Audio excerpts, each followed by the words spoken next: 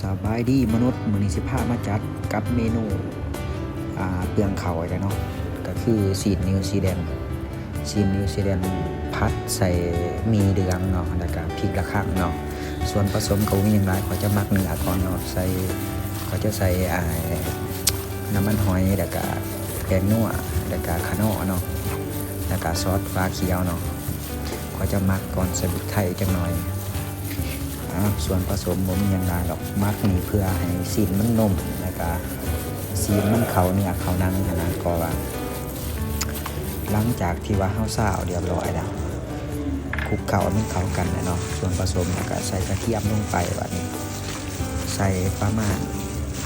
ตามใจมากก็เด้อใส่เพื่อเพิ่มความหอมของสีอย่างนี้นะ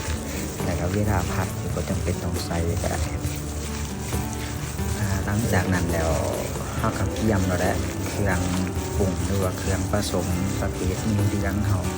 มีเลี้ยงนี่เขาจะบ่ใส่ลายผัดไทยหรอกเขาจะใส่ซีก่อกับพอแล้วเนาะหลังจากนั้น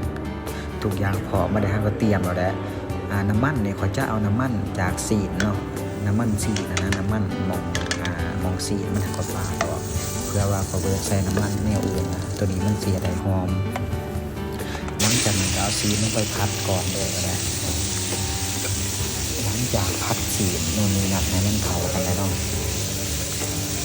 ผัดซีนให้มันสุกแต่นู่นนี่นั่นแล้วก็มาซีนเบิ่งรสชาติตามใจมากบ่ฟ้าเอาซีนสุกแห้งค่อยจะเอาบักพริกละคั่งแล้วก็หอมใหญ่ลงก่อนเนาะหลังจากนั้นเขาก็มาดวกมีแล้วก็ผัดตรงผัดให้มันเข้ากันเลยบาดนี้หลังจากที่เดี๋ยวเขาจะใส่ซอยหอมบัวใส่เนาะบาดนี้พร้อมเสิร์ฟเมนูเปลืองข้าว